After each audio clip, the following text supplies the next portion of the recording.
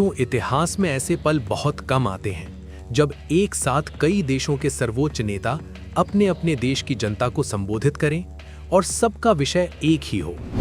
आखिरी बार ऐसा हुआ था द्वितीय विश्व युद्ध से पहले, और आज 1 अप्रैल 2026 को वही पल फिर आया है। अमेरिका के राष्ट्रपति ट्रंप रात को देश को संबोधित करने वाले हैं। ब्रिटेन के प्रधानमंत्री पहले से बोल चुके हैं। ऑस्ट्रेलिया के प्रधानमंत्री राष्ट्रीय संबोधन की तैयारी कर रहे हैं और भारत में शाम 7 बजे सुरक्षा मामलों की कैबिनेट समिति की अहम बैठक हुई। और इन सब के बीच चीन में पाकिस्तान के विदेश मंत्री को एक संदेश दिया, कुछ बड़ा होने वाला है। आज हम उस पूरी पहेली के हर टुकड़े को जोड़ेंगे। दोस्तों, पहले उस ऐतिहासिक संदर्भ को समझते हैं जिसका जिक्र इस पूरी चर्चा में हो रहा है। द्वितीय विश्व युद्ध शुरू होने से पहले, जब 1914 में आर्कड्यूक फ्रांस फर्डिनेंड की हत्या हुई थी, उसके बाद एक साथ कई देशों के राष्ट्राध्यक्षों ने अपनी अपनी जनता को संबोधित किया था। वो एक ऐसा क्षण था जब दुनिया समझ गई थी कि अब कुछ बहुत बड़ा बदलने वाला है। आज 1 सदी से भी ज्यादा समय बाद वही दृश्य फिर से दोहराया जा रहा है। अमेरिकी राष्ट्रपति ट्रंप आज देश को संबोधित करने वाले हैं। उन्होंने संकेत दिया है कि ईरान के साथ युद्ध कुछ हफ्तों में खत्म हो सकता है। ब्रिटेन के प्रधानमंत्री ने आज देश को संबोधित किया और कहा कि ब्रिटेन ने 35 देशों को एक साझा बयान के इर्द गिर्द इकट्ठा किया है। इस सप्ताह विदेश मंत्री उन सभी देशों की पहली बैठक आयोजित करेंगे। बैठक का उद्देश्य है खाड़ी में समुद्री सुरक्षा सुनिश्चित करना, फंसे हुए जहाज़ों और नाविकों की सुरक्षा और महत्वपूर्ण वस्तुओं की आवाजाही फिर से शुरू करना। ब्रिटेन के प्रधानमंत्री ने अपनी जनता से सीधे कहा, मैं आपसे सच बोलूंगा, ये आसान नहीं होगा। उन्होंने ये भी कहा कि ऊर्जा बिल के बारे में उनकी नीति ये सुनिश्चित करती है कि ईरान और रूस अब ब्रिटिश परिवारों की ऊर्जा का भविष्य तय न करें। हालांकि ब्रिटेन की विदेश मंत्री ने स्पष्ट किया कि ब्रिटेन रक्षात्मक कार्यवाही का समर्थन करता है, लेकिन इस संघर्ष में जो आक्रामक कार्यवाही हुई है उससे उनका दृष्टिकोण अलग है। ब्रिटेन की ऑकस साझेदारी के तहत HMS एनसन पनडुब्बी ऑस्ट्रेलिया से अचानक वापस बुला ली गई। इसका कारण आधिकारिक तौर पर नहीं बताया गया, लेकिन जानकार मानते हैं कि इसे खाड़ी में तैनाती के लिए बुलाया गया। ऑस्ट्रेलिया इस युद्ध में पहले से शामिल है। 3 मार्च को ईरान ने अल मिन्हाद हवाई अड्डे पर हमला किया, जहां ऑस्ट्रेलियाई सैनिक तैनात थे। 6 मार्च को ऑस्ट्रेलिया के प्रधानमंत्री ने स्वीकार किया कि अमेरिकी पनडुब्बी USS शार्लेट पर 3 ऑस्ट्रेलियाई रक्षा बल के जवान मौजूद थे, जिसने ईरानी वर्जपोत IRS देना को डुबोया। उन्होंने कहा कि ये ऑकस ट्रेनिंग का हिस्सा था। 30 मार्च को ऑस्ट्रेलिया सरकार ने राष्ट्रीय ईंधन सुरक्षा योजना की घोषणा की। ईंधन शुल्क 50% काटा गया। ट्रकों के लिए 3 महीने के सड़क उपयोग शुल्क पर रोक लगाई गई। और आज ऑस्ट्रेलिया के प्रधानमंत्री एंथनी एल्बनीज एक दुर्लभ राष्ट्रीय संबोधन देने की तैयारी में है, ईरान युद्ध की वजह से बढ़ी ऊर्जा लागत के असर को लेकर। ये संबोधन असाधारण है। ऑस्ट्रेलिया के प्रधानमंत्री राष्ट्रीय स्तर पर बहुत कम बार इस तरह सामने आते हैं। दोस्तों, अब बात करते हैं उस बैठक की जो आज भारत में हुई। सुरक्षा मामलों की कैबिनेट समिति यानी CCS भारत का सर्वोच्च सुरक्षा निर्णय लेने वाला निकाय है। ये राष्ट्रीय सुरक्षा से जुड़े सभी महत्वपूर्ण मामलों पर अंतिम फैसला करती है। CCS की बैठकें भारत के इतिहास के सबसे बड़े पलों में बुलाई जाती हैं। पाकिस्तान के साथ युद्ध, कारगिल संघर्ष, कंधार विमान अपहरण, ये कोई साधारण बैठक नहीं होती।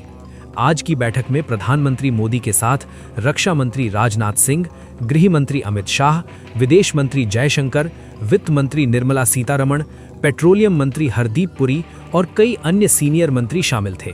साथ ही राष्ट्रीय सुरक्षा सलाहकार अजीत डोभाल, मुख्य रक्षाध्यक्ष और विदेश सचिव भी मौजूद थे।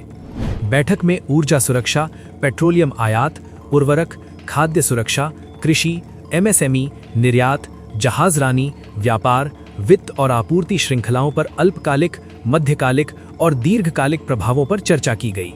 हॉर्मुज की जल संधि के बंद होने से भारत के तेल आयात को होने वाले संभावित खतरों का आकलन किया गया। ये भारत की 28 फरवरी के बाद से दूसरी ऐसी बैठक है, यानी सरकार इसे सर्वोच्च प्राथमिकता दे रही है। दोस्तों, अब बात करते हैं उस खबर की जो सबसे चौंकाने वाली है। पाकिस्तान के विदेश मंत्री इशाक डार अभी हाल ही में चीन गए और चीन ने उन्हें एक संदेश दिया, something big is brewing up, यानी कुछ बड़ा तैयार हो रहा है। ये संदेश क्यों अहम है? क्योंकि चीन की खुफिया क्षमताएं दुनिया के सबसे बेहतरीन में से एक हैं। G7 बैठक में भी भारत, सऊदी अरब, दक्षिण कोरिया, ब्राजील और यूक्रेन के विदेश मंत्री शामिल हुए। सभी ये जानने की कोशिश कर रहे थे कि ट्रंप के असली इरादे क्या हैं। पाकिस्तान के विदेश मंत्री इशाक डार ने सोशल मीडिया पर लिखा, ईरान और अमेरिका के बीच अप्रत्यक्ष बातचीत हो रही है, पाकिस्तान संदेश पहुंचाने का काम कर रहा है। तुर्की और मिस्र भी इस पहल में सहयोग कर रहे हैं। ईरान के विदेश मंत्री ने स्वीकार किया कि मध्यस्थ देशों के जरिए संदेशों का आदान प्रदान हो रहा है। ईरान ने अमेरिका के 15 सूत्रीय प्रस्ताव का जवाब भेजा है। तो एक तरफ युद्ध जारी है, दूसरी तरफ बातचीत भी, और चीन कह रहा है कुछ बड़ा होने वाला है। ये बड़ा क्या हो सकता है? दोस्तों, अब बात करते हैं उन 3 परिदृश्यों की जो आने वाले दिनों में सामने आ सकते हैं। पहला परिदृश्य, युद्ध विराम और बातचीत। ट्रंप ने 6 अप्रैल की समय सीमा दी है। ईरान ने 15 सूत्रीय प्रस्ताव का जवाब दिया है। पाकिस्तान, तुर्की और मिस्र मध्यस्थ की भूमिका निभा रहे हैं। अगर 6 अप्रैल से पहले कोई सफलता मिली तो ये हॉर्मुज खुलने की दिशा में पहला कदम होगा। दूसरा परिदृश्य, हॉर्मुज पर बड़ी सैन्य कार्यवाही। ट्रंप ने पहले सहयोगी देशों से हॉर्मुज खोलने में मदद के लिए युद्धपोत भेजने का अनुरोध किया था। अब ब्रिटेन ने 35 देशों का गठबंधन बना लिया है। अगर बातचीत विफल हुई और 6 अप्रैल की समय सीमा बीत गई तो हॉर्मुज पर एक संयुक्त नौसैनिक अभियान की संभावना है। तीसरा और सबसे खतरनाक परिदृश्य, ईरान में जमीनी युद्ध।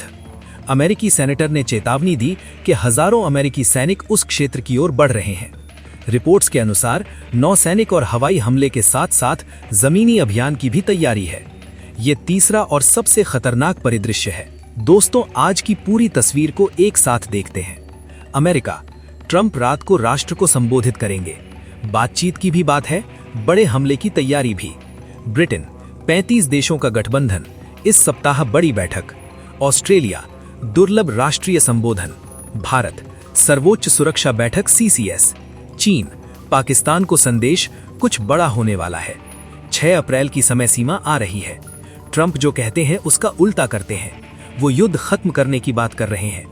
इसका मतलब हो सकता है या तो सच में कोई समझौता होगा या फिर और बड़ा हमला। दुनिया एक ऐसे मोड़ पर खड़ी है जो द्वितीय विश्व युद्ध के बाद नहीं देखा, और अगले कुछ दिन शायद इतिहास के सबसे निर्णायक दिन साबित हों। अगर ये जानकारी आपको काम की लगी तो वीडियो को लाइक करिए, चैनल को सब्सक्राइब करिए और उन लोगों तक पहुंचाइए जो इस पूरे खेल को समझना चाहते हैं। It's not going to be easy, clearly. And in the coming weeks, as you would expect, we will continue to assess the economic effects. We will continue to stand up for the British national interest. And we will continue to do what we must to guide our country calmly through this storm.